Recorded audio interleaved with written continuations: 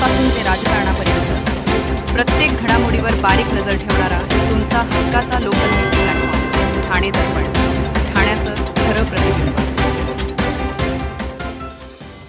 ठाणे शहरातील तापमानात गेल्या काही दिवसापासून वाढ होऊ लागली असून काल शहरातील तापमानाचा पारा 39 अंशाच्या पुढे नोंदवण्यात आला आहे.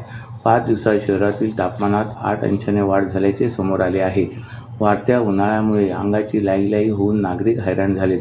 यंदाच्या उन्हाळ्यात म्हणजेच 5 मार्च ते मे या काळात कमाल तापमान सरासरीपेक्षा जास्त राहील आणि उष्ण दिवसांची संख्या वाढणार आहे अशी शक्यता व्यक्त होते. असे असतानाच गेल्या काही दिवसात ठाणे शहरात तापमानात मोठी वाढ झाली.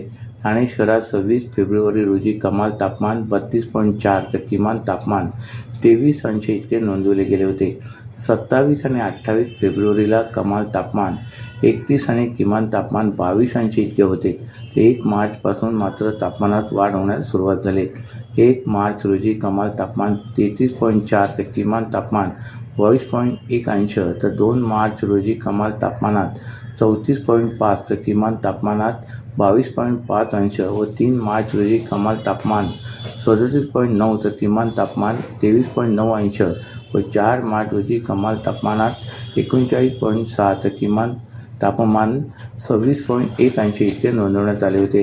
काल शहरातील तापमानाचा पारा 39 अंशाच्या पुढे नोंदवण्यात आला असून गेल्या 5 दिवसात तापमानात 8 अंशाने वाढ झाल्याचे समोर आले आहे. ठाणे महानगरपालिकेच्या पाणीपुरवठा विभागामार्फत थकीत पाणीपट्टी वसुलीसाठी विशेष मोहीम राबविण्यात येत असून 27 फेब्रुवारी ते 5 मार्च 2026 या कालावधीत शहरातील विविध प्रभाग समित्यांमधून एकूण 4,22,35,750 रुपयांची वसुली करण्यात आली.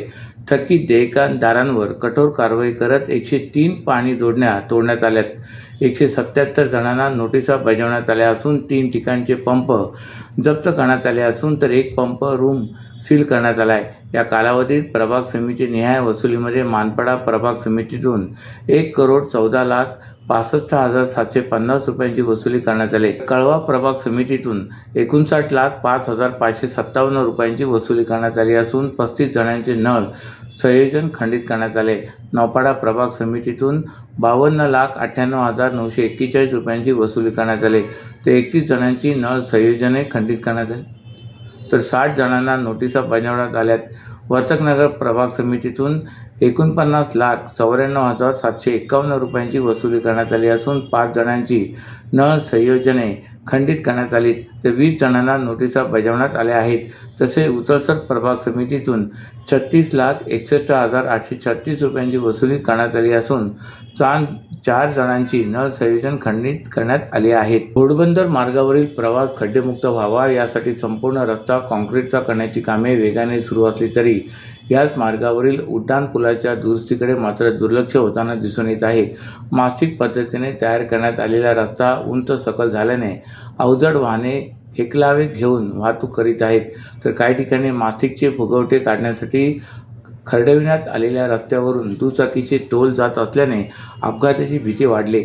यामुळे घोडबंदरच्या उड्डाणपुलावरील प्रवास दुचाकीस्वारांसाठी धोक्याचा ठरू लागलाय. घोडबंदर मार्गावरून उरणच्या JNPT बंदर ते गुजरात अशा अवजड वाहनांची वाहतूक सुरू असते. दुपार आणि रात्रीच्या वेळेत ही वाहतूक सुरू असते. याशिवाय स्थानिक नागरिकांची वाहने याच मार्गावरून वाहतूक करतात. ही वाहतूक सकाळ आणि सायंकाळी सुरू असते. त्यामुळे घोडबंदर मार्गावर वाहनांची सतत वर्दळ सुरू असते. या मार्गावर मेट्रो, मुख्य आणि सेवा रस्ता जोडणी अशी कामे सुरू आहेत. दरवर्षी या मार्गावर पावसाळ्यात खड्डे पडतात आणि यामुळे वाहतुकीचा वेग मंदावून कोंडीची समस्या निर्माण होते. ही समस्या सोडवण्यासाठी मुख्य आणि सेवा रस्ता जोडणी प्रकल्प राबवून रस्ता रुंद करण्यात येत आहे. या रुंदीकरण कामादरम्यान रस्ते काँक्रीटचे करण्यात येत आहेत. नागरिकांना खड्डेमुक्त प्रवास व्हावा या उद्देशातून रस्ते काँक्रीटचे करण्यात येत आहेत. असे असले तरी याच मार्गावरील उड्डाणपुलावरील डांबरी रस्त्याची मात्र दुरावस्था झाल्याचे चित्र दिसून येत आहे. घोडबंदर मार्गावरील माजिवडा, मानपाडा, पातलीपाडा आणि वाघबीळ, कासार-वडवली असे उड्डाणपूल आहेत. यातील कासार-वडवली उड्डाणपूल हा काही महिन्यांपूर्वीच वाहतुकीसाठी खुला करण्यात आला असून हा पूल वगळता इतर माजिवडा, मानपाडा, पातलीपाडा आणि वाघबीळ पुलावरील रस्त्याची दुरावस्था झाली आहे. मासिक पद्धतीने रस्ते तयार करण्यात आले होते. मात्र अनेक ठिकाणी रस्ते उंच सकल झाले आहेत. काही ठिकाणी खड्डेही पडले आहेत. तसे या मार्गावर मासिकचे मोठे फुगवटे तयार झाले होते. काही ठिकाणचे फुगवटे काढण्यासाठी तेथील डांबर यंत्राने खरडवून काढण्यात आले. खरडवून काढण्यात आलेल्या भागातून दुचाकीस्वारांचा तोल जातोय. रस्त्याची परिस्थिती पाहता येथे दुचाकीचा अपघात होण्याची शक्यता आहे. मासिक पद्धतीने तयार करण्यात आलेला रस्ता उंच सकल झाल्याने अवजड वाहने एकलावे घेऊन वाहतूक करीत आहेत. ही वाहने उलटून अपघाताची भीती व्यक्त होत आहे. सर्व नागरिकांना आवाहन करण्यात येत आहे की सध्या डासांमार्फत पसरणाऱ्या डेंग्यू या आजाराचा प्रसार रोखण्यासाठी प्रत्येकाने पुढीलप्रमाणे कार्यवाही करावी. डेंग्यू आजार एडिस इजिप्ती हा डास चावल्याने होतो. या डासांची पैदास साचलेल्या किंवा साचवलेल्या स्वच्छ पाण्यामध्ये होते. 8 दिवसांपेक्षा जास्त दिवस पाणी उघडे व साचून राहिल्यास त्यात डास अंडी घालतात. अंड्यांच्या अळ्या तयार होऊन पुढे डास तयार होतात. यासाठी आपल्या घरातील पाणीसाठे उदाहरणार्थ बॅरल्स, पिंपे, टाक्या, हौद, रांजणे इत्यादी दर आठवड्याला रिकामे करून घासून पुसून कोरडे करून पुन्हा भरावे. 1 दिवस कोरडा दिवस म्हणून पाळावा.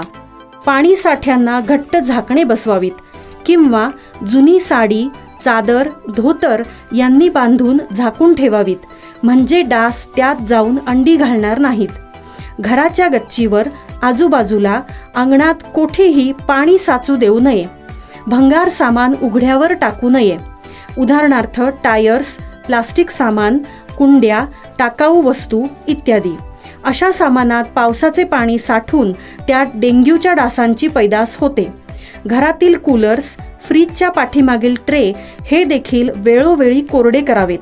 लक्षात ठेवा, नुसत्या फवारणीने डास घनता कमी होत नाही, तर त्यासाठी डास पैदास ठिकाणे नष्ट करणे ही आपल्या सर्वांची जबाबदारी आहे. कोणताही ताप अंगावर न काढता जवळच्या शासकीय रुग्णालयात मोफत औषधोपचार घ्या. अशा प्रकारे नागरिकांनी सहकार्य केल्यास डेंग्यूचा प्रसार रोखणे सहज शक्य आहे. 2026 मध्ये होणाऱ्या ऑलिम्पिक स्पर्धांमध्ये भारताचा अधिकाधिक सहभाग वाढावा आणि पारंपरिक भारतीय खेळांना जागतिक स्तरावर स्थान मिळावे या उद्देशाने क्रीडा भारतीयतर्फे यंदा स्वागत यात्रेत कबड्डी या खेळाबाबत जनजागृती करण्यात येणार आहे. यामध्ये कबड्डी खेळाची परंपरा तसेच संबंधित विविध विषयांची माहिती दिली जाणार असल्याचे संस्थेचे प्रतिनिधी मनीष नाखवा यांनी सांगितले.